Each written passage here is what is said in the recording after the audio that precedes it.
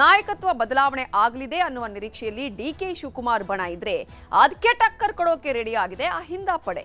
ಸಿದ್ದರಾಮಯ್ಯ ಅವರಿಗೆ ಬೆಂಬಲ ಕೋರಿ ಅವರ ತವರು ಜಿಲ್ಲೆಯಲ್ಲೇ ಅಹಿಂದ ಸಮಾವೇಶವನ್ನ ಹಮ್ಮಿಕೊಳ್ಳಲು ನಿರ್ಧಾರ ಮಾಡಿವೆ ಅಹಿಂದ ಸಂಘಟನೆಗಳು.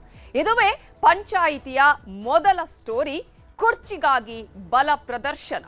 ಹಾಗಾದ್ರೆ ಯಾವ ರೀತಿಯಾಗಿ ಬಲ ಪ್ರದರ್ಶನ ಆಗತ್ತೆ?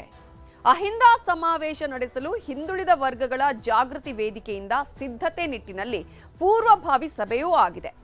ಜನವರಿ 25ರಂದು ಅಹಿಂದ ಸಮಾವೇಶ ಮಾಡೋದಕ್ಕೆ ಡೇಟ್ ಕೂಡ ಫಿಕ್ಸ್ ಆಗಿದೆ. ಈ ಮೂಲಕ ಹೈಕಮಾಂಡ್ಗೆ ಸಂದೇಶ ರವಾನೆಯ ಪ್ಲಾನ್ ಮಾಡಿಕೊಂಡು ಸಿದ್ದರಾಮಯ್ಯ ಯಾಕೆ ಸಿಎಂ ಆಗಿ ಇರಬೇಕು, ಅನಿವಾರ್ಯತೆ ಏನು ಅನ್ನೋದನ್ನ ಹೇಳುವ ಪ್ರಯತ್ನದ ಜೊತೆಗೆ ಶಕ್ತಿ ಪ್ರದರ್ಶನಕ್ಕೆ ವೇದಿಕೆಯೂ ಕೂಡ ಅವತ್ತಿನ ಅಹಿಂದ ಸಮಾವೇಶ ಆಗತ್ತೆ. ಈ ಸಮಾವೇಶದ ಮೂಲಕ ಸಿದ್ದರಾಮಯ್ಯ ಅವರ ಅವಶ್ಯಕತೆ, ಅನಿವಾರ್ಯತೆಯನ್ನ ಹೇಳುವಂತಹ ಯೋಜನೆ ಇದು. ಈಗಾಗಲೇ ಸಿದ್ದು ಆಪ್ತರು ಅನೇಕ ಸಚಿವರುಗಳು ಹೇಳುವ ಹಾಗೆ 2028ರವರೆಗೂ ಸಿಎಂ ಅವರೇ ಇರ್ತಾರೆ ಅಂತ ಹೇಳ್ತಾ ಇದ್ದಾರೆ. ಇನ್ನೂ ಕೆಲವು ಚರ್ಚೆಗಳ ಪ್ರಕಾರ ಇದು ಸಿದ್ದರಾಮಯ್ಯ ಅವರದ್ದೇ ತಂತ್ರ, ರಣತಂತ್ರ ಅಂತಾನು ಹೇಳಲಾಗ್ತಾ ಇದೆ. ಈ ಹಿಂದೆ ಅನೇಕ ಸಮಾವೇಶಗಳನ್ನ ಬೆಂಬಲಿಗರ ಮೂಲಕ ಮಾಡಿಸಿದ ಹಾಗೆ ಈ ಸಲವೂ ಅದೇ ತಂತ್ರವನ್ನ ಅವರು ಮಾಡ್ತಾ ಇದ್ದಾರೆ ಅನ್ನುವ ಚರ್ಚೆಗಳು ನಡೀತಾ ಇದೆ. ಆದರೆ ಇವೆಲ್ಲದರ ಮಧ್ಯೆ ಕುತೂಹಲಕ್ಕೆ ಕಾರಣ ಆಗಿರೋದು ಡಿಸಿಎಂ ಡಿಕೆಶಿ ನಡೆ. ನಾನು ಡಿಸಿಎಂ ಆಗಿಯೇ ಇರೋದಕ್ಕೆ ಸಂತೋಷ ಪಡ್ತೀನಿ ಅಂತ ಡಿಕೆ ಶಿವಕುಮಾರ್ ಅವರು ಹೇಳಿರೋದು. ಅವರ ಮಾತು, ಅವರ ನಡೆ ತೀವ್ರ ಕುತೂಹಲಕ್ಕೆ ಕಾರಣವಾಗಿದೆ. ಈ ಮಾತಿದೆಯಲ್ಲ, ಇದು ತ್ಯಾಗನ, ನಿಷ್ಠೇನ ಅಥವಾ ಇದೂನು ತಂತ್ರನ ಅನ್ನೋದು ಈಗ ಇರುವಂತಹ ನಿಗೂಢತೆ. ಏನೇ ಆದರೂ ತಂತ್ರಗಾರಿಕೆ ಇದ್ದೇ ಇರತ್ತೆ, ಪ್ರಯತ್ನಗಳನ್ನ ಮಾಡೇ ಮಾಡ್ತಾರೆ. ಆ ಪ್ರಯತ್ನಗಳು ಏನು, ಅದು ಯಾವಾಗ ಬಯಲಾಗತ್ತೆ ಅನ್ನೋದಿರುವ ಕುತೂಹಲ. ಇವೆಲ್ಲವೂ ಒಂದು ಕಡೆ ಗೊಂದಲಕ್ಕೆ ಕಾರಣವಾಗ್ತಾ ಇದ್ರೆ, ಈ ವಿಚಾರವೇ ಹಲವು ತಿಂಗಳುಗಳಿಂದಲೂ ವಿಪಕ್ಷಗಳಿಗೆ ಸಹಜವಾಗಿ ಅಸ್ತ್ರ ಆಗಿದೆ. ಇನ್ನು ಮಾಜಿ ಪ್ರಧಾನಿ ದೇವೇಗೌಡರು ಕೂಡ ಮಾತಾಡಿದ್ದಾರೆ. ಅಪಾರ ಪೂಜೆ ಪುನಸ್ಕಾರಗಳನ್ನ, ದೇವರ ಮೇಲೆ ಅಪಾರ ಭಕ್ತಿ ಹೊಂದಿರುವಂತಹ ಮಾಜಿ ಪ್ರಧಾನಿ ದೇವೇಗೌಡ್ರೆ ಡಿಕೆಶಿ ಅವರ ಪೂಜೆ ಪುನಸ್ಕಾರದ ಬಗ್ಗೆ ಮಾತಾಡಿದ್ದಾರೆ. ಇದೆಲ್ಲ ಒಂದು ಕಡೆ. ಇಷ್ಟೆಲ್ಲ ಆಗ್ತಾ ಇದ್ರೂ ಕೂಡ ಎಐಸಿಸಿ ಅಧ್ಯಕ್ಷರು ಮಾತ್ರ ಸೈಲೆಂಟ್ ಗೇಮ್ ಆಡ್ತಿದ್ದಾರೆ. ಹೈಕಮಾಂಡ್ ವಿಚಾರವೇ ಇಲ್ಲಿಲ್ಲ ಅಂತ ಹೇಳ್ತಿದ್ದಾರೆ. ಒಪ್ಪಂದ ಮಾಡಿಕೊಂಡಿರೋ ಸಿಎಂ ಡಿಸಿಎಂ ಅವರವರ ಕೆಲಸಗಳಲ್ಲಿ ತೊಡಗಿದ್ದಾರೆ. ಆಪ್ತರ ಚಟುವಟಿಕೆಗಳಿಂದಾಗಿ ಕುತೂಹಲ ಅಂತೂ ಹೆಚ್ಚಾಗಿದೆ. ಇವೆಲ್ಲದರ ಬಗ್ಗೆ ವರದಿಯನ್ನು ಕೂಡ ನಿಮಗೆ ಕಂಪ್ಲೀಟ್ ಆಗಿ ನಾವು ತೋರಿಸ್ತಾ ಹೋಗ್ತೀವಿ. ಇನ್ನು ಪಂಚಾಯಿತಿಯ 2ನೇ ಸ್ಟೋರಿಯಲ್ಲಿ ನಾವು ಗಮನಿಸ್ತಾ ಹೋಗೋದು ಬೈರತಿ ಬಸವರಾಜ್ ಎಲ್ಲಿ ಅನ್ನುವಂತಹ ಪ್ರಶ್ನೆ. ಕಾರಣ, ರೌಡಿ ಶೀಟರ್ ಕೊಲೆ ಪ್ರಕರಣದ ಆರೋಪಿ ಬೈರತಿ ಬಸವರಾಜ್ ಅವರು ಬಿಜೆಪಿ ಶಾಸಕ ಜಾಮೀನು ರದ್ದಾಗ್ತಲೇ ತಲೆಮರೆಸಿಕೊಂಡಿದ್ದಾರೆ. ಹಾಗಾದ್ರೆ ಎಲ್ಲಿದ್ದಾರೆ ಬೈರತಿ ಬಸವರಾಜ್? ಕಳೆದ 5 ದಿನಗಳಿಂದಲೂ ನಾಪತ್ತೆ, ಎಲ್ಲೂ ಕೂಡ ಅಧಿಕಾರಿಗಳಿಗೆ ಸಿಗ್ತಾ ಇಲ್ಲ. ಸಿಐಡಿ ಟೀಮ್ ಹುಡುಕಾಟವನ್ನ ಮಾಡಿದೆ. ಗೋವಾ, ಮಹಾರಾಷ್ಟ್ರ ಭಾಗದಲ್ಲಿ ಶಾಸಕನಿಗಾಗಿ ಹುಡುಕಾಟವನ್ನ ನಡೆಸಲಾಗ್ತಾ ಇದೆ.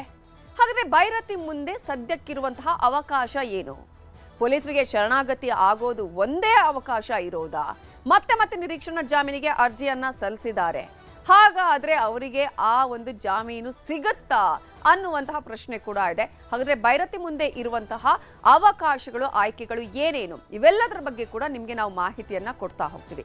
ಇನ್ನು ಪಂಚಾಯಿತಿಯ ಮೊದಲನೇ ಸ್ಟೋರಿಯಲ್ಲಿ ಈಗಾಗಲೇ ಹೇಳಿದ ಹಾಗೆ ಕುರ್ಚಿಗಾಗಿ ಬಲ ಪ್ರದರ್ಶನದ ಎಲ್ಲಾ ರೀತಿಯ ತಯಾರಿ ಕೂಡ ನಡೀತಾ ಇದೆ. ಹಾಗಾದ್ರೆ ಆ ತಯಾರಿಯ ಮೂಲಕ ಹೈಕಮಾಂಡ್ಗೆ ಕೊಡ್ತಾ ಇರುವ ಸಂದೇಶ ಏನು? ಇದನ್ನ ವಿಪಕ್ಷಗಳು ಯಾವ ರೀತಿಯಾಗಿ ಅಸ್ತ್ರವನ್ನಾಗಿ ಮಾಡಿಕೊಂಡಿದೆ, ಯಾರ್ಯಾರು ಏನೇನು ಹೇಳಿದ್ದಾರೆ, ಇದರ ಪರಿಣಾಮ ಏನು ಅನ್ನೋದರ ಕಂಪ್ಲೀಟ್ ವರದಿಯನ್ನ ನಿಮ್ಗೆ ತೋರಿಸ್ತಾ ಇದ್ದೀವಿ.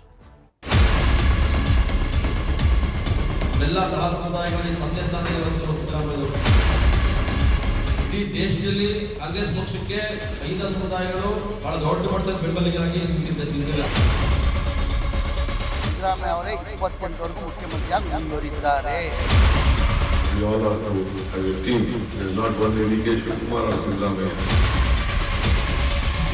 ರಾಜ್ಯ ಸರ್ಕಾರದ ಸಿಎಂ ಕುರ್ಚಿ ಕಚ್ಚಾಟದ ಮಧ್ಯೆಯೇ ಸಿಎಂ ಸಿದ್ದರಾಮಯ್ಯನವರ ಪರ ನಿಂತಿದೆ ಅಹಿಂದ ಸಮುದಾಯ. ಸಿಎಂ ಬದಲಾವಣೆ ಚರ್ಚೆ, ಕುತೂಹಲಗಳ ನಡುವೆಯೇ ಹೈಕಮಾಂಡ್ಗೆ ಅತಿ ದೊಡ್ಡ ಸಂದೇಶ ರವಾನಿಸಲು ಅಹಿಂದ ನಾಯಕರು ತಯಾರಿ ಮಾಡಿಕೊಳ್ಳುತ್ತಿದ್ದಾರೆ. ಮೈಸೂರಿನಲ್ಲಿ ಸಭೆ ಮಾಡಿದ ಅಹಿಂದ ನಾಯಕರು ಸಿಎಂ ಸಿದ್ದರಾಮಯ್ಯ ಪರ ಸಿಎಂ ತವರಿನಿಂದಲೇ ಹೋರಾಟ ಅಭಿಯಾನ ಶುರು ಮಾಡಿದ್ದಾರೆ. ಮೈಸೂರಿನ ವಸ್ತು ಪ್ರದರ್ಶನ ಆವರಣದಲ್ಲಿ ಜನವರಿ 25ಕ್ಕೆ ಅಹಿಂದ ಸಮಾವೇಶ ನಡೆಸಲು ನಿರ್ಧರಿಸಲಾಗಿದೆ. ಸಮಾವೇಶದ ರೂಪುರೇಷೆ ಬಗ್ಗೆ ಅಹಿಂದ ಮುಖಂಡರು ಚರ್ಚೆ ಮಾಡಿದ್ದು ರೂಪುರೇಷೆ ಸಿದ್ಧಗೊಳ್ಳುತ್ತಿದೆ.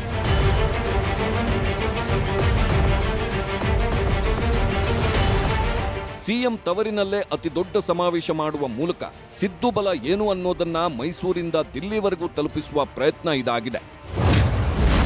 ಸಿಎಂ ಸಿದ್ದರಾಮಯ್ಯ ಪೂರ್ಣಾವಧಿ ಸಿಎಂ ಆಗಿರಲಿ ಅನ್ನೋದು ಅಹಿಂದ ನಾಯಕರ ಪ್ರಬಲ ಒತ್ತಡ. ಅಹಿಂದ ಬಲ ಪ್ರದರ್ಶನದ ಮೂಲಕ ಹೈಕಮಾಂಡ್ಗೆ ಸಂದೇಶ ಮುಟ್ಟಿಸಬೇಕು. ಸಿಎಂ ಸಿದ್ದರಾಮಯ್ಯ ಮಾಸ್ ಲೀಡರ್ ಎಂಬ ಮೆಸೇಜ್ ತಲುಪಿಸಬೇಕು. ಸಿದ್ದರಾಮಯ್ಯ ರಾಜ್ಯಕ್ಕೆ ಎಷ್ಟು ಅನಿವಾರ್ಯ ಎಂಬುದರ ಮನವರಿಕೆ ಮಾಡಿಕೊಡಬೇಕು. ಯಾವುದೇ ಕಾರಣಕ್ಕೂ ಸಿದ್ದರಾಮಯ್ಯರನ್ನ ಅಧಿಕಾರದಿಂದ ಕೆಳಗಿಳಿಸಬಾರದೆಂಬ ಒತ್ತಡ ಹೇರಲು ನಾಯಕರು ತೀರ್ಮಾನ ಮಾಡಿದ್ದಾರೆ. ನಮ್ಮೆಲ್ಲ ಕಲಾ ಸಮುದಾಯಗಳಿಗೆ ತಂದೆ ಸ್ಥಾನ ಇರುವಂತರು ಸಿದ್ದರಾಮಯ್ಯವರು. ಇವತ್ತು ಮುಖ್ಯಮಂತ್ರಿ ಹುದ್ದೆ ಕುರ್ಚಿಯ ವಿಚಾರವಾಗಿ ಬಹಳಷ್ಟು ಗೊಂದಲ ವಿವಾದವನ್ನ ಕರ್ನಾಟಕ ರಾಜ್ಯದಲ್ಲಿ ಆಗ್ತಾ ಇದೆ. ಇದರಿಂದ ಏನ್ ಕಾಂಗ್ರೆಸ್ ಸಮುದಾಯದ ಕಾಂಗ್ರೆಸ್ ಪಕ್ಷದ ಬೆನ್ನೆಲುಬು ಅಹಿಂದ ಸಮುದಾಯಗಳು, ಇಡೀ ದೇಶದಲ್ಲಿ ಕಾಂಗ್ರೆಸ್ ಪಕ್ಷಕ್ಕೆ ಅಹಿಂದ ಸಮುದಾಯಗಳು ಬಹಳ ದೊಡ್ಡ ಮಟ್ಟದ ಬೆಂಬಲಿಗರಾಗಿ ನಿಂತಿದೆ ಅವತ್ತಿಂದ ಇವತ್ತುವರೆಗೆ. ಒಂದು ಕಡೆ ಬಲ ಪ್ರದರ್ಶನಕ್ಕೆ ವೇದಿಕೆ ಸಜ್ಜಾಗ್ತಿರೋವಾಗಲೇ ಇನ್ನೊಂದು ಕಡೆ ಸಿಎಂ ಸಿದ್ದರಾಮಯ್ಯ ಪರ ವಕಾಲತ್ತು ವಹಿಸುತ್ತಿದ್ದಾರೆ ಆಪ್ತ ಸಚಿವರು, ಶಾಸಕರು. 2028ರವರೆಗೂ ಸಿದ್ದರಾಮಯ್ಯ ಸಿಎಂ ಎನ್ನುತ್ತಿದ್ದಾರೆ ಆಪ್ತ ಸಚಿವರು. ನವೆಂಬರ್ ಕ್ರಾಂತಿ ಆಯಿತು, ಈಗ ಡಿಸೆಂಬರ್ ಕ್ರಾಂತಿ ಆಯಿತು, ಈಗ ಸಂಕ್ರಾಂತಿ ಕ್ರಾಂತಿ ಅಂತಾರೆ. ಯಾವ ಕ್ರಾಂತಿನೂ ಇಲ್ಲ, ಏನೇನೂ ಇಲ್ಲ. ಸಿದ್ದರಾಮಯ್ಯ ಅವರೇ 28ವರೆಗೂ ಮುಖ್ಯಮಂತ್ರಿಯಾಗಿ ಮುಂದುವರಿತಾರೆ. ಈಗ ಸಿದ್ದರಾಮಯ್ಯನಿಗೆ ಬದಲಾವಣೆ ಮಾಡಬೇಕಾದ್ರೆ ನಮ್ಮಿಂದ ಯಾರಿಂದನೂ ಸಾಧ್ಯ ಇಲ್ಲ. ಡಿಸಿಎಂ ಆಗಿದ್ದೀನಿ, ಆಗಿರ್ತೀನಿ, ಸಂತೋಷದಿಂದ ಕೆಲಸ ಮಾಡ್ತೀನಿ. ಹುದ್ದೆ ಮುಖ್ಯ ಅಲ್ಲ, ಕಾರ್ಯಕರ್ತನಾಗೇ ಕೆಲಸ ಮಾಡ್ತೇನೆ. ಸಿಎಂ ಕುರ್ಚಿಗಾಗಿ ಸಿದ್ದರಾಮಯ್ಯ ಟೀಮ್ ಸಮಾವೇಶ ಮಾಡ್ತಿರೋವಾಗಲೇ ದೆಹಲಿಯಲ್ಲಿರುವ ಡಿಕೆ ಶಿವಕುಮಾರ್ ಮಾತುಗಳು ಇನ್ನಷ್ಟು ಕುತೂಹಲ ಮೂಡಿಸಿವೆ. ಡಿಸಿಎಂ ಆಗಿ ಮುಂದುವರಿಯಲು ನನಗೆ ಸಂತೋಷ ಎಂದಿದ್ದಾರೆ. ದೆಹಲಿಯಲ್ಲಿ ನಾನು ಯಾರನ್ನೂ ಭೇಟಿಯಾಗುತ್ತಿಲ್ಲ, ರಾಹುಲ್ ಗಾಂಧಿ ಡಿಸ್ಟರ್ಬ್ ಮಾಡುವುದಿಲ್ಲ ಎಂಬ ಹೇಳಿಕೆ ಮೂಲಕ ಇನ್ನಷ್ಟು ಕುತೂಹಲ ಮೂಡಿಸಿದ್ದಾರೆ. ಅಷ್ಟೇ ಅಲ್ಲ, ಸಿದ್ದರಾಮಯ್ಯನವರ ಪರ ಅಹಿಂದ ಸಮಾವೇಶ ಮಾಡೋರು ಮಾಡ್ಲಿ, ಸಂತೋಷ ಎಂದಿದ್ದಾರೆ. I can't disclose what all we discussed. We all have joined together, we have worked together, we have brought government together, and every party worker of the state has given their life, given their sweat, and all of them would support to win. And I am very grateful to the people of this Karnataka that they gave us a massive mandate, and whatever we had promised to them, we have delivered to them. We will continue to do so. And I'm very happy the High Command also gave me a very free hand. Myself and all the team, we all are to, as a team. It is not only DK Shivakumar or Siddaramaiah. I am not meeting anyone. I am not meeting anyone. Because I think no one is here in Bangalore. Kharge Sahib is in Delhi, according to me. I think Rahulji has come yesterday. I don't want to disturb him. ಕಾಂಗ್ರೆಸ್ನೊಳಗಿನ CM DCM ಕುರ್ಚಿ ಕಚ್ಚಾಟಕ್ಕೆ ಪ್ರತಿಪಕ್ಷಗಳು ಟಕ್ಕರ್ ಕೊಟ್ಟಿವೆ. ಯಾವುದೇ ಹುದ್ದೆ ಇಲ್ಲದೆ ಕಾರ್ಯಕರ್ತನಾಗಿ ಕೆಲಸ ಮಾಡ್ತೇನೆ ಎಂಬ ಡಿಸಿಎಂ ಹೇಳಿಕೆಗೆ ಪ್ರತಿಪಕ್ಷ ನಾಯಕ ಆರ್ ಅಶೋಕ್ ಟಾಂಗ್ ಕೊಟ್ಟಿದ್ದಾರೆ. I love to be a party worker than any position in the party. That is permanent for me. From 1980 I am a party worker. Until today I am continuing to be. ಅಂದರೆ ರಾಜೀನಾಮೆ ಕೊಡಬೇಕು. ಕಾರ್ಯಕರ್ತನಾಗಿದ್ದಾರೆ ಅಂತಂದರೆ ಉಪಮುಖ್ಯಮಂತ್ರಿಗೆ, ಕಾಂಗ್ರೆಸ್ ಅಧ್ಯಕ್ಷರಿಗೆ ರಾಜೀನಾಮೆ ಕೊಡಬೇಕಾಗ್ತದೆ. ಅದೇ intention ಅಂತ ತಿಳ್ಕೊಂಡಿದ್ದೀನಿ. ಕಾರ್ಯಕರ್ತ ಅಂದರೆ ಅದೇ ಪದವಿಗೆ ರಾಜೀನಾಮೆ ಕೊಟ್ಟು ಕಾರ್ಯಕರ್ತರಾಗಿರಬೇಕು. ಹಾಗೆ ಸಿಎಂ ಕುರ್ಚಿ ಆಟದಿಂದಾಗಿ ಅಭಿವೃದ್ಧಿ ಕಾರ್ಯ ಕುಂಠಿತವಾಗಿದೆ. ಗ್ಯಾರಂಟಿಗಳಿಂದಾಗಿ ಯಾವುದಕ್ಕೂ ದುಡ್ಡಿಲ್ಲ, ಸರ್ಕಾರ ದಿವಾಳಿಯಾಗಿದೆ ಅಂತಿದ್ದಾರೆ ಬಿಜೆಪಿ ನಾಯಕರು. ಸಿದ್ದರಾಮಯ್ಯನವರು ಅಧಿಕಾರ ಬಿಡಲ್ಲ, ಅಧಿಕಾರ ಕೊಡಲ್ಲ, ಬಿಡಲ್ಲ. ಡಿ ಕೆ ಶಿವಕುಮಾರ್ ಅವರು ದೇವಸ್ಥಾನ ಟೆಂಪಲ್ ರನ್ನು ಬಿಡಲ್ಲ. ಇಷ್ಟೇ ಕರ್ನಾಟಕದಲ್ಲಿ ಇವತ್ತೇನು ನಡೀತಾ ಇದೆ ಅಂದರೆ ಇಷ್ಟೇ. ಇವರು ಒಂದು ಕಡೆ ಟೆಂಪಲ್ ರನ್ನು, ಅವರ ಒಂದು ಕಡೆ ಡಿನ್ನರ್ ಪಾರ್ಟಿಗಳು. ಕುರ್ಚಿ ಗಲಾಟೆ ಮುಂದುವರಿಯೋದಲ್ಲ, ಇನ್ನೂ ಸ್ವಲ್ಪ ದಿವಸ ಕಾಯಿರಿ. ಎಂಟರ್ಟೈನ್ಮೆಂಟ್ ಏನೇನು ಆಗ್ತದೆ ನೋಡಿ. ಖಂಡಿತವಾಗೂ ಕಾಂಗ್ರೆಸ್ಸಿಗೆ 140 ಸ್ಥಾನ ಏನು ಬಂದಿದೆ ಅದು ಅಜೀರ್ಣ ಆಗಿದೆ. ಅದು ಅದರ ಆರೋಗ್ಯವನ್ನೇ ಹಾಳು ಮಾಡಿದೆ ಆ ಮೆಜಾರಿಟಿ. ಹಾಗಾಗಿ ಏನೆಲ್ಲ ಆಗ್ತದೆ ಅದರಲ್ಲೇ ಡಿವೈಡ್ ಆಗಿದೆ. ವಿರೋಧಿಗಳು ಅದರಲ್ಲೇ ಇದ್ದಾರೆ, ಪರವಾಗಿರೋರು ಅದರಲ್ಲೇ ಇದ್ದಾರೆ. ಹಾಗಾಗಿ ಅವರ ತಂತ್ರಕ್ಕೆ ಅವರೇ ಆ ಪಕ್ಷವೇ ಬಲಿಯಾಗ್ತಾ ಇದೆ.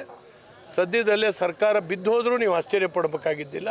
ಈ ಮಧ್ಯೆ ಜೆಡಿಎಸ್ ವರಿಷ್ಠ ಎಚ್.ಡಿ. ದೇವೇಗೌಡರು ಸಿಎಂ ಡಿಸಿಎಂ ಕುರ್ಚಿ ಕಚ್ಚಾಟವನ್ನ ರಾಮ ರಾವಣರ ಯುದ್ಧಕ್ಕೆ ಹೋಲಿಸಿದ್ದಾರೆ. ಸಿಎಂ ಪಟ್ಟಕ್ಕಾಗಿ ಡಿಕೆ ಶಿವಕುಮಾರ್ ಮಾಡ್ತಿರೋ ಪೂಜೆಗಳನ್ನ ನಾನೂ ಮಾಡೋದಕ್ಕಾಗಲ್ಲ, ಸಿದ್ದರಾಮಯ್ಯನವರ ಕೈನಿಂದಲಂತೂ ಸಾಧ್ಯವೇ ಇಲ್ಲ ಅಂದು ಬಿಟ್ಟಿದ್ದಾರೆ. ಡೊಂಬರ ಆಟ ಅಂತ ಹೇಳಿ ಹಿಂದೆ ನಾವು ನೋಡ್ತಾ ಇದ್ವಿ. ನಾವು ಹುಡುಗರು ಡೊಂಬರ ಆಟ ಅಂತ ಹಳ್ಳಿಗಳಲ್ಲಿ ಒಂದು ವೈಟು ಬಟ್ಟೆ ಕಟ್ಟಿ ಹಿಂದ್ಗಡೆ ಹಿಂಗೆ ಕುಡಿಸೋರು. ರಾಮಂದು ರಾವಣಂದು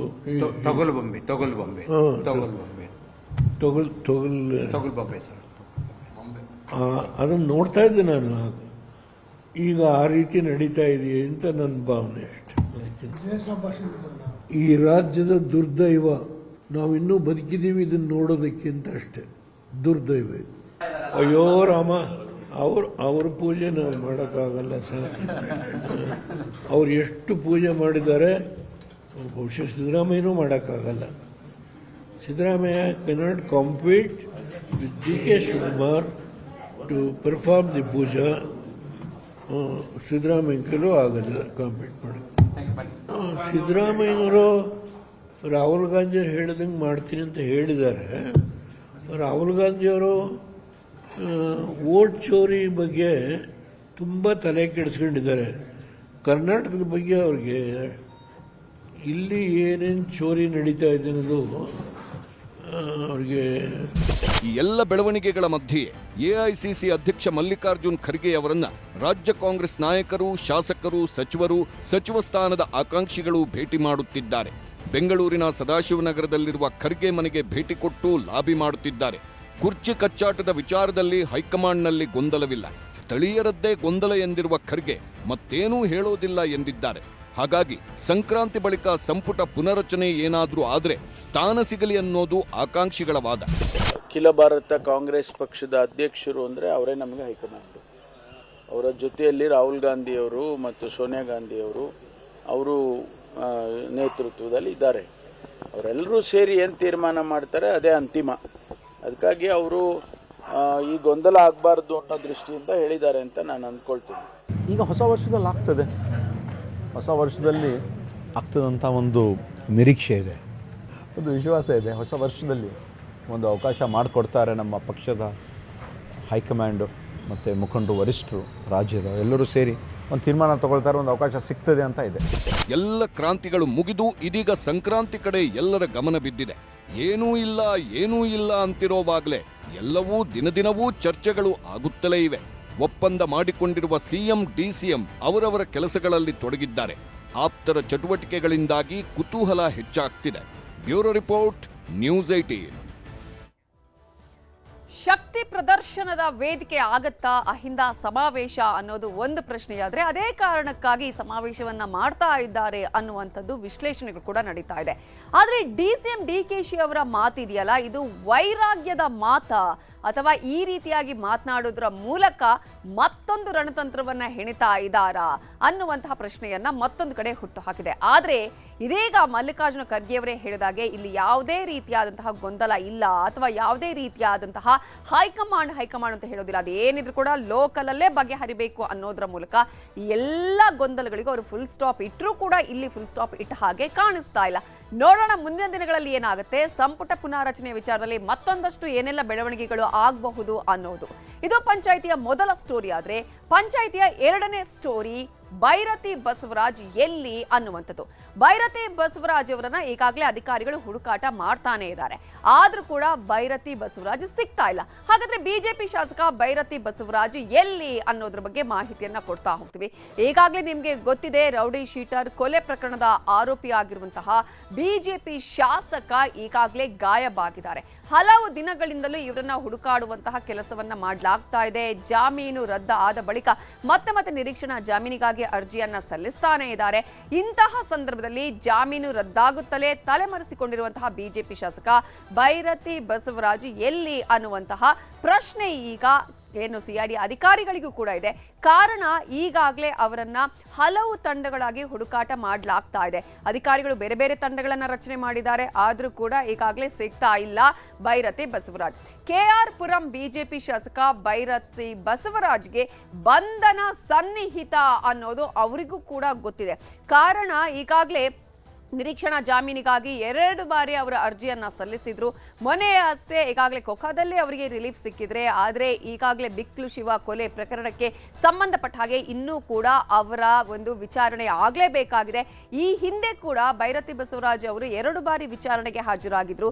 ವಿಚಾರಣೆಗೆ ಹಾಜರಾದಾಗ ನಂಗೂ ಕೂಡ ಈ ಒಂದು ಕೊಲೆ ಪ್ರಕರಣದ ಆರೋಪಿ ಜಗ್ಗನಿಗೂ ಯಾವುದೇ ರೀತಿಯ ಸಂಬಂಧ ಇಲ್ಲ ಅನ್ನುವ ಹೇಳಿಕೆಯನ್ನ ಕೊಟ್ಟಿದ್ರು. ನನಗೆ ಆತ ಯಾರು ಅಂತ ಗೊತ್ತಿಲ್ಲ ಅನ್ನುವಂತಹ ಹೇಳಿಕೆಯನ್ನು ಕೊಟ್ಟಿದ್ರು. ಅವೆಲ್ಲವೂ ಕೂಡ ಸತ್ಯಕ್ಕೆ ದೂರ ಅನ್ನೋದು ಪೊಲೀಸರು ಮಾಡಿರುವಂತಹ ತನಿಖೆಯಲ್ಲಿ ಗೊತ್ತಾಗಿದೆ. ಅದೇ ಕಾರಣಕ್ಕಾಗಿ ಬೈರತಿ ಬಸವರಾಜ್ ಅವರನ್ನ ಮತ್ತೆ ಇದೀಗ ಬಂಧನಕ್ಕೆ ಒಳಪಡಿಸಿ ತನಿಖೆ ಮಾಡಬೇಕು ಅಂತ ಹೇಳಿ ಅಧಿಕಾರಿಗಳು ಹುಡುಕಾಟವನ್ನ ಮಾಡ್ತಾ ಇದ್ದಾರೆ. ತಲೆಮರೆಸಿಕೊಂಡಿರುವಂತಹ ಬೈರತಿ ಬಸವರಾಜ್ ವಿರುದ್ಧ ಈಗಾಗಲೇ ಲುಕ್ಔಟ್ ನೋಟಿಸ್ ಅನ್ನು ಕೂಡ ಜಾರಿಗೊಳಿಸಲಾಗಿದೆ, ಹೊರಡಿಸಲಾಗಿದೆ. ಕಾರಣ ಈಗಾಗಲೇ ಅವರ ನಿರೀಕ್ಷಣಾ ಜಾಮೀನು ರದ್ದಾಗಿದೆ. 2 ಕೋರ್ಟ್ನಲ್ಲಿ 2 ಬಾರಿ ಅವರು ಜಾಮೀನಿಗಾಗಿ ಅರ್ಜಿಯನ್ನು ಸಲ್ಲಿಸಿದ್ದು ಕೂಡ ಕೋರ್ಟ್ ಅದನ್ನ ವಜಾಗೊಳಿಸಿದೆ. ಕಾರಣ ಈ ಪ್ರಕರಣದಲ್ಲಿ ಬಹಳ ಮುಖ್ಯವಾಗಿ ಬೈರತಿ ಬಸವರಾಜ್ ಅವರ ಪಾತ್ರ. ಈಗಾಗಲೇ ಜಗನ್ ಜೊತೆ ಅವರು ಇರೋದು, ಮಹಾ ಕುಂಭಮೇಳಕ್ಕೆ ಹೋಗಿರುವಂತದ್ದು ಅಷ್ಟು ಮಾತ್ರ ಅಲ್ಲ, ಆತನ ಜೊತೆ ಇರುವಂತಹ ನಿರಂತರ ಸಂಪರ್ಕ ಕೂಡ ಈಗಾಗಲೇ ಬೈರತಿ ಬಸವರಾಜ್ ಮತ್ತು ಜಗ್ಗನಿಗೂ ಕೂಡ ಈ ಪ್ರಕರಣದಲ್ಲಿ ಸಂಬಂಧ ಇದೆ, ಬಿಕ್ಲು ಶಿವ ಕೊಲೆ ಪ್ರಕರಣದಲ್ಲಿ ಅನ್ನೋದು ಪೊಲೀಸರು ತನಿಖೆಯ ಸಂದರ್ಭದಲ್ಲಿ ಗೊತ್ತಾಗಿದೆ. ಕಳೆದ 5 ದಿನಗಳಿಂದಲೂ ಕೂಡ ಶಾಸಕ ಬೈರತಿಗಾಗಿ ಸಿಐಡಿ ಟೀಮ್ ಹುಡುಕಾಟವನ್ನ ಮಾಡ್ತಾನೇ ಇದೆ. ಅದರಲ್ಲೂ ಪ್ರಮುಖವಾಗಿ 3 ತಂಡಗಳನ್ನ ಇಲ್ಲಿ ರಚನೆ ಮಾಡಲಾಗಿದೆ. ಆ 3 ತಂಡಗಳನ್ನ ರಚನೆ ಮಾಡಿದ್ರೂ ಕೂಡ ಬೈರತಿ ಬಸವರಾಜ್ ಇದೀಗ ಏನು ಸಿಐಡಿ ಅಧಿಕಾರಿಗಳ ಕೈಗೆ ಸಿಗ್ತಾ ಇಲ್ಲ. ಈಗಾಗಲೇ ಅವರ ಕೊನೆಯ ಅವರ ಫೋನ್ ಅವರು ವರ್ಕ್ ಆಗಿರುವುದು ಅದು ಗೋವಾದಲ್ಲಿ, ಆ ನಂತರ ಪುಣೆಯ ವಿಚಾರವನ್ನು ಕೂಡ ಹೇಳಲಾಗ್ತಾ ಇದೆ. ಆದ್ರೆ ಆ ನಂತರ ಬೈರತಿ ಬಸವರಾಜ್ ಅಲ್ಲಿಂದ ಅವರ ಫೋನ್ ಸ್ವಿಚ್ಡ್ ಆಫ್ ಆಗಿದೆ. ಹಾಗಾದ್ರೆ ಅಲ್ಲಿಂದ ಎಲ್ಲಿ ಹೋದ್ರು ಅನ್ನೋದ್ರ ಬಗ್ಗೆ ಕೂಡ ಅವರನ್ನ ಹುಡುಕಾಡ್ಲಾಗ್ತಾ ಇದೆ. ಪುಣೆಯಲ್ಲಿ ಕೊನೆಯದಾಗಿ ಬೈರತಿ ಮೊಬೈಲ್ ಸ್ವಿಚ್ ಆಫ್ ಆಗಿರೋದು, ಅಲ್ಲಿಂದ ಅವರು ತಲೆಮರೆಸಿಕೊಂಡು ಬೇರೆ ಬೇರೆ ಕಡೆ ಹೋಗಿರುವಂತಹ ಸಾಧ್ಯತೆಗಳಿದೆ. ಜೊತೆಗೆ ತಮ್ಮ ವಕೀಲರ ಜೊತೆಗೆ ಅವರು ಸಂಪರ್ಕವನ್ನ ಇಟ್ಕೊಂಡಿದ್ದಾರೆ. ಯಾವ ರೀತಿಯಾಗಿ ತಾನು ಈ ಒಂದು ಪ್ರಕರಣದಲ್ಲಿ ಈ ಕಾನೂನಿನ ಮೂಲಕ ಯಾವ ರೀತಿಯಾಗಿ ಬೇರೆ ಬೇರೆ ಆಯ್ಕೆಗಳಿದೆ ಅನ್ನೋದನ್ನ ನೋಡುವಂತಹ ಪ್ರಯತ್ನ ಕೂಡ ಬೈರತಿ ಅವರಿಗೆ ಆಗ್ತಾ ಇದೆ. ಇನ್ನು ಗೋವಾ, ಮಹಾರಾಷ್ಟ್ರ ಭಾಗದಲ್ಲೂ ಕೂಡ ಇದೀಗ ಶಾಸಕನಿಗೆ ಸಿಐಡಿ ಪೊಲೀಸರು ಹುಡುಕಾಟವನ್ನ ಮಾಡ್ತಾ ಇದ್ದಾರೆ. ಎಲ್ಲಾ ರೀತಿಯಲ್ಲೂ ಕೂಡ ತಂಡಗಳನ್ನ ಮಾಡಿ ಈಗ ಹುಡುಕಾಟವನ್ನ ಮಾಡಲಾಗ್ತಿದೆ. ಹಾಗಾದ್ರೆ ಯಾವ ರೀತಿಯಾಗಿ ತಂಡಗಳನ್ನ ಮಾಡಿ ಈಗ ಸಿಐಡಿ ಅಧಿಕಾರಿಗಳು ಬೈರತಿ ಹುಡುಕಾಟವನ್ನ ಮಾಡ್ತಾ ಇದ್ದಾರೆ, ಬೈರತಿ ಬಂಧನಕ್ಕೆ ಯಾವ ರೀತಿಯಾದಂತಹ ಪ್ರಯತ್ನಗಳು ಟೀಮ್ನಿಂದ ನಡೀತಾ ಇದೆ ಅನ್ನೋದನ್ನ ನೋಡೋದಾದ್ರೆ, ಬಿಜೆಪಿ ಶಾಸಕ ಬೈರತಿ ಬಂಧನಕ್ಕೆ ಈಗಾಗಲೇ ಹೇಳಿದ ಹಾಗೆ 3 ತಂಡಗಳನ್ನ ಮಾಡಿದೆ ಸಿಐಡಿ. ಈ 3 ತಂಡಗಳು ನಿರಂತರವಾಗಿ ಇದೀಗ ಬೈರತಿ ಬಸವರಾಜ್ ಅವರನ್ನ ಹುಡುಕಾಟ ಮಾಡ್ತಾ ಇದೆ. ಯಾವ ರೀತಿಯಾಗಿ ಇವರನ್ನ ಹುಡುಕಾಟ ಮಾಡಬೇಕು, ಎಲ್ಲಿ ಸಿಗ್ತಾರೆ ಅನ್ನೋದ್ರ ಕಂಪ್ಲೀಟ್ ಆದಂತಹ ಒಂದು ತಯಾರಿಯನ್ನು ಕೂಡ ಈಗಾಗಲೇ ಸಿಐಡಿ ಟೀಮ್ ಮಾಡಿಕೊಂಡಿದೆ. ಈಗ ಈ 3 ತಂಡಗಳು, ಒಂದು ಟೀಮ್ ಕರ್ನಾಟಕ, ಮತ್ತೊಂದು ಟೀಮ್ ಗೋವಾ, ಮತ್ತೊಂದು ಕಡೆ ಮಹಾರಾಷ್ಟ್ರ, ಎಲ್ಲಾ ಕಡೆಗಳಲ್ಲೂ ಕೂಡ ಶೋಧವನ್ನ ಮಾಡಿದ್ದಾರೆ. ಆದ್ರೆ ಎಲ್ಲೇ ಶೋಧವನ್ನ ಮಾಡಿದ್ರು ಕೂಡ ಬೈರತಿ ಬಸವರಾಜ್ ಎಷ್ಟೇ ಹುಡುಗಿದ್ರು ಸಿಗ್ತಾ ಇಲ್ಲ. ಅಧಿವೇಶನದ ಕೊನೆ ದಿನ ಮಧ್ಯಾಹ್ನದ ವೇಳೆಗೇನೆ ಅವರು ಅಲ್ಲಿಂದ ಎಸ್ಕೇಪ್ ಆಗ್ತಾರೆ. ಆನಂತರ ಅವರಿಗೆ ಗೊತ್ತಾಗುತ್ತೆ ಇದು ನನ್ನನ್ನು ಬಂಧನಕ್ಕೆ ಒಳಪಡಿಸಲಾಗುತ್ತೆ ಈ ಪ್ರಕರಣದಲ್ಲಿ ಅಂತೇಳಿ ಇಮಿಡಿಯೇಟ್ ಆಗಿ ಅವರು ತಲೆಮರೆಸಿಕೊಳ್ಳುವ ಕೆಲಸ ಕೂಡ ಆಗುತ್ತೆ. ಇನ್ನು ಬೈರತಿ ಆಪ್ತರು, ಸ್ನೇಹಿತರು, ಕುಟುಂಬಸ್ಥರ ಮನೆಗಳಲ್ಲಿ ಕೂಡ ಈಗಾಗಲೇ ಸಿಐಡಿ ಟೀಮ್ ಶೋಧವನ್ನ ಕೂಡ ಮಾಡಿದೆ. ಅಲ್ಲೂ ಕೂಡ ಎಲ್ಲೂ ಸಿಗ್ತಾ ಇಲ್ಲ. ಯಾರ್ಯಾರ ಕಾಂಟ್ಯಾಕ್ಟ್ ಲಿಸ್ಟ್ ಅಲ್ಲಿ ಇದ್ದಾರೆ, ಯಾರ್ಯಾರ ಸಂಪರ್ಕದಲ್ಲಿ ಇದ್ದಾರೆ, ಆ ಎಲ್ಲ ಫೋನ್ಗಳನ್ನ ಕೂಡ ಈಗಾಗಲೇ ಟ್ರೇಸ್ ಮಾಡುವಂತಹ ಕೆಲಸವನ್ನು ಕೂಡ ಈಗಾಗಲೇ ಸಿಐಡಿ ಅಧಿಕಾರಿಗಳು ಮಾಡ್ತಾ ಇದ್ದಾರೆ. ಇನ್ನು ಬೈರತಿ ಕುಟುಂಬಸ್ಥರು, ಆಪ್ತರ ಫೋನ್ ಕಾಲ್ಗಳ ಮೇಲೂ ಕೂಡ ಸಿಐಡಿ ಅಧಿಕಾರಿಗಳು ತೀವ್ರ ನಿಗಾವನ್ನ ಇಟ್ಟಿದ್ದಾರೆ. ಯಾರಿಗಾದ್ರೂ ಕಾಂಟ್ಯಾಕ್ಟ್ ಮಾಡಲೇಬೇಕು. ಈಗಾಗಲೇ ನಿರೀಕ್ಷಣಾ ಜಾಮೀನು ವಿಚಾರದಲ್ಲೂ ಕೂಡ ಅವರು ವಕೀಲರನ್ನ ಸಂಪರ್ಕ ಮಾಡ್ತಾರೆ. ಹೀಗಾಗಿ ಎಲ್ಲಾ ರೀತಿಯಾದಂತಹ ಮಾಹಿತಿಯನ್ನ ಪೊಲೀಸರು ಕಲೆ ಹಾಕ್ತಿದ್ದಾರೆ. ಬೈರತಿ ಮುಂದೆ ಸದ್ಯಕ್ಕಿರೋದು ಒಂದೇ ಒಂದು ಅವಕಾಶ ಅಂತ ಹೇಳಿದ್ರೆ ಅದು ಪೊಲೀಸರ ಮುಂದೆ ಅವರು ಶರಣಾಗತಿ ಆಗೋದು. ಪೊಲೀಸರಿಗೆ ಶರಣಾಗತಿ ಆಗೋದೊಂದೇ ಈಗ ಬೈರತಿ ಮುಂದೆ ಇರುವಂತಹ ಅವಕಾಶ. ಕಾರಣ ಕೋರ್ಟ್ ಕೂಡ ಈಗಾಗಲೇ 2 ಬಾರಿ ಅವರ ಜಾಮೀನು ಅರ್ಜಿಯನ್ನ ರಿಜೆಕ್ಟ್ ಮಾಡಿದೆ. ಹಾಗಾದ್ರೆ ಮುಂದಿರುವ ಅವಕಾಶ ಏನು ಅನ್ನೋದನ್ನ ನೋಡೋದಾದ್ರೆ ಒಂದ್ ಕಡೆ ಭೈರತಿಗೆ ಬಲೆಯನ್ನ ಈಗಾಗಲೇ ಟೀಮ್ನವರು ಬೀಸ್ತಾ ಇದ್ದಾರೆ, ಮತ್ತೊಂದ್ ಕಡೆ ಜಾಮೀನಿಗೆ ಮೊರೆ ಹೋಗಿದ್ದಾರೆ ಭೈರತಿ ಬಸವರಾಜ್ ಅವರು. ಭೈರತಿ ಬಸವರಾಜ್ ಬಂಧನಕ್ಕೆ ಈಗಾಗಲೇ 3 ತಂಡಗಳನ್ನ ರಚನೆ ಮಾಡಿ ಹುಡುಕಾಟವನ್ನ ಮಾಡಲಾಗ್ತಾ ಇದ್ರೆ, ಮತ್ತೊಂದು ಕಡೆ ತೆರೆ ಮರೆಯಲ್ಲೇ ತಾವು ಎಲ್ಲಿದ್ದೀನಿ ಅಲ್ಲಿಂದಲೇ ಕಾನೂನಿನ ಮೊರೆ ಹೋಗ್ತಾ ಇದ್ದಾರೆ ಭೈರತಿ ಬಸವರಾಜ್. ಸುಳಿವನ್ನ ನೀಡದೆ ಈಗ ಶಾಸಕ ಭೈರತಿ ಬಸವರಾಜ್ ಅವರು ತೆರೆಮರೆಯಲ್ಲೇ ನಿರೀಕ್ಷಣಾ ಜಾಮೀನಿಗಾಗಿ ಮತ್ತೆ ಅರ್ಜಿಯನ್ನ ಸಲ್ಲಿಸ್ತಾನೆ ಇದ್ದಾರೆ. ಒಂದ್ ಕಡೆ ಜಾಮೀನು ವಜಾ ಮಾಡಿದ್ದಂತಹ ಜನಪ್ರತಿನಿಧಿಗಳ ಕೋರ್ಟ್, ಅದನ್ನ ಕೂಡ ನಾವಿಲ್ಲಿ ಗಮನಿಸಬೇಕಾಗುತ್ತೆ. ಮೊನ್ನೆ ಕೂಡ ಕೋರ್ಟ್ಗೆ ಅರ್ಜಿ ಹಾಕೊಂಡ್ರು, ಅಲ್ಲಿ ನಿರೀಕ್ಷಣಾ ಜಾಮೀನು ಅರ್ಜಿ ವಜಾ ಆಯ್ತು. ನಂತರ ಮತ್ತೆ ಜನಪ್ರತಿನಿಧಿಗಳ ಕೋರ್ಟ್ಗೆ ಅರ್ಜಿಯನ್ನ ಹಾಕಿದ್ರು, ಅದು ಕೂಡ ವಜಾ ಆಗಿದೆ. ಆ ವಜಾಗೊಂಡ ಬೆನ್ನಲ್ಲೇ ಇದೀಗ ಮತ್ತಷ್ಟು ಆತಂಕ ಅವರಿಗೆ ಎದುರಾಗಿರುವುದು, ಬಂಧನದ ಭೀತಿ ಎದುರಾಗಿದೆ. ಇಷ್ಟೆಲ್ಲದರ ಮಧ್ಯೆ ಮತ್ತೆ ಜಾಮೀನಿಗಾಗಿ ಅವರು ಕೋರ್ಟ್ ಮೊರೆ ಹೋಗಿದ್ದಾರೆ. ಕೋರ್ಟ್ನಲ್ಲಿ ಮತ್ತೆ ನಿರೀಕ್ಷಣಾ ಜಾಮೀನಿಗಾಗಿ ಅರ್ಜಿಯನ್ನ ಸಲ್ಲಿಸಿದ್ದಾರೆ. ಭೈರತಿ ಜಾಮೀನು ಅರ್ಜಿಗೆ ಈಗಾಗಲೇ ತಕರಾರು ಸಲ್ಲಿಸೋದಕ್ಕೂ ಕೂಡ ಈಗ ಪೊಲೀಸರು ತಯಾರಿಯನ್ನ ಮಾಡಿಕೊಂಡಿದ್ದಾರೆ. ಕೋರ್ಟ್ ಕೂಡ ಅವಕಾಶವನ್ನ ಕೊಟ್ಟಿದೆ, ಆಕ್ಷೇಪಣೆಯನ್ನ ನೀವು ಸಲ್ಲಿಸಬಹುದು ಅಂತ ಹೇಳಿ. ಹಾಗಾಗಿ ಈಗಾಗಲೇ ಸಿಐಡಿ ಅಧಿಕಾರಿಗಳು ಭೈರತಿ ಜಾಮೀನು ಅರ್ಜಿಗೆ ತಕರಾರು ಸಲ್ಲಿಸೋದಕ್ಕೆ ತಯಾರಿಯನ್ನ ಮಾಡಿಕೊಂಡ್ರೆ, ಮತ್ತೊಂದು ಕಡೆ ಈ ಒಂದು ಜಾಮೀನು ಅರ್ಜಿಯ ವಿಚಾರಣೆ ಡಿಸೆಂಬರ್ 26ಕ್ಕೆ ಅಂತ ಹೇಳಿದ್ರೆ ಶುಕ್ರವಾರ ವಿಚಾರಣೆಗೆ ಬರುತ್ತೆ. ಅದಕ್ಕೆ ಬೇಕಾದಂತಹ ಎಲ್ಲ ತಯಾರಿಯನ್ನ, ವಾದಕ್ಕೆ ಬೇಕಾದ ಸಿದ್ಧತೆಯನ್ನ ಭೈರತಿ ಬಸವರಾಜ್ ಪರ ವಕೀಲರು ಈಗಾಗಲೇ ಮಾಡ್ಕೊಳ್ತಾ ಇದ್ದಾರೆ. ಇನ್ನು ಕೋಕಾ ಕಾಯ್ದೆಯ ರದ್ದು ಪ್ರಶ್ನಿಸಿ ಸುಪ್ರೀಂ ಕೋರ್ಟ್ಗೆ ಹೋಗೋದಿಕ್ಕೂ ಕೂಡ ಅಧಿಕಾರಿಗಳು ತಯಾರಿಯನ್ನ ಮಾಡ್ಕೊಂಡಿದ್ದಾರೆ. ಈ ವಿಚಾರದಲ್ಲೇ ಭೈರತಿ ಬಸವರಾಜು ಅವರಿಗೆ ರಿಲೀಫ್ ಸಿಕ್ಕಿರುವಂತದ್ದು. ಆದರೆ ಬಿಕ್ಲು ಶಿವ ಕೊಲೆ ಪ್ರಕರಣದಲ್ಲಿ ಅವರಿಗೆ ರಿಲೀಫ್ ಸಿಕ್ಕಿರಲಿಲ್ಲ. ಹಾಗಾಗಿ ಇದನ್ನ ಪ್ರಶ್ನಿಸಿ ಸುಪ್ರೀಂ ಕೋರ್ಟ್ಗೆ ಹೋಗೋದಿಕ್ಕೂ ಕೂಡ ಅಧಿಕಾರಿಗಳು ತಯಾರಿಯನ್ನ ಮಾಡ್ಕೊಂಡಿದ್ದಾರೆ. ಜಾಮೀನು ಸಿಗುವವರೆಗೂ ಅಜ್ಞಾತ ಸ್ಥಳದಲ್ಲೇ ಇರೋದಿಕ್ಕೆ ಈಗ ಭೈರತಿ ಬಸವರಾಜ್ ನಿರ್ಧಾರ ಮಾಡಿದ್ದಾರೆ, ಅಲ್ಲೇ ಲಾಕ್ ಆಗಿದ್ದಾರೆ. ಹಾಗಾಗಿ ಒಂದು ಕಡೆ ಸುಪ್ರೀಂಗೆ ಹೋಗೋದಕ್ಕೆ ಪೊಲೀಸರಿಗೆ ಸರ್ಕಾರದ ಅನುಮತಿ ಕೂಡ ಬೇಕು, ಅದನ್ನು ಕೂಡ ಪಡ್ಕೊಳ್ಬೇಕಾಗತ್ತೆ. ಮತ್ತೊಂದು ಕಡೆ ಭೈರತಿ ಬಸವರಾಜ್ ಸೇರಿದಂತೆ ಎಲ್ಲಾ ಆರೋಪಿಗಳಿಗೂ ಮತ್ತಷ್ಟು ಸಂಕಷ್ಟ ಅಂತೂ ಉಂಟಾಗ್ತಾನೆ ಇದೆ. ಕಾರಣ ಇನ್ನೂ ಕೂಡ ಅವರು ಪೊಲೀಸರಿಗೆ ಸಿಕ್ಕಿಲ್ಲ, ಬಂಧನವನ್ನ ಎದುರಿಸಬೇಕಾದಂತಹ ಪರಿಸ್ಥಿತಿ ನಿರ್ಮಾಣ ಆಗಿದೆ ಅನ್ನೋದನ್ನ ನಾವು ಗಮನಿಸಬೇಕು. ಹಾಗಾದ್ರೆ ಭೈರತಿ ಬಸವರಾಜ್ ಈ ಒಂದು ಪ್ರಕರಣಕ್ಕೆ ಸಂಬಂಧಪಟ್ಟ ಹಾಗೆ ಯಾವ ರೀತಿಯಾದಂತಹ ಬೆಳವಣಿಗೆಗಳು ನಡೀತಾ ಇದೆ, ಇದಕ್ಕೆ ಗೃಹ ಸಚಿವರಾಗಿರುವ ಪರಮೇಶ್ವರ್ ಏನ್ ಹೇಳಿದ್ದಾರೆ ನೋಡೋಣ. ಕಾನೂನು ಪ್ರಕಾರ ಏನ್ ಕ್ರಮ ತಗೊಳ್ಬೇಕೋ ಪೊಲೀಸ್ ಇಲಾಖೆ ಸಿಐಡಿ ಅವರು ತಗೊಳ್ತಾ ಇದ್ದಾರೆ. ಅವರಿಗೆ ನಾವು ಏನು ಹೀಗೆ ಮಾಡಿ ಅಂತ ಹೇಳಕ್ ಬರೋದಿಲ್ಲ. ಅವರು ಕಾನೂನು ಪ್ರಕಾರ ಏನ್ ಮಾಡಬೇಕೋ ಅದನ್ನ ಮಾಡ್ತಾ ಇದ್ದಾರೆ. ಸೊ ಕಾನೂನಿನ ಮುಂದೆ ಎಲ್ಲರೂ ಕೂಡ ಒಂದೇ, ಕಾನೂನಿಗೆ ಎಲ್ಲರೂ ಕೂಡ ತಲೆ ಬಾಗ್ಲೇಬೇಕಾಗತ್ತೆ. ಈ ಹಿನ್ನೆಲೆಯಲ್ಲಿ ಭೈರತಿ ಬಸವರಾಜ್ ಅವರು ಶರಣಾಗತಿ ಆಗ್ತಾರಾ ಅಥವಾ ಮತ್ತೆ ನಿರೀಕ್ಷಣಾ ಜಾಮೀನನ್ನ ಪಡೆದುಕೊಳ್ತಾರಾ ಅನ್ನೋದನ್ನ ಕಾದು ನೋಡೋಣ. ಇದು ಇವತ್ತಿನ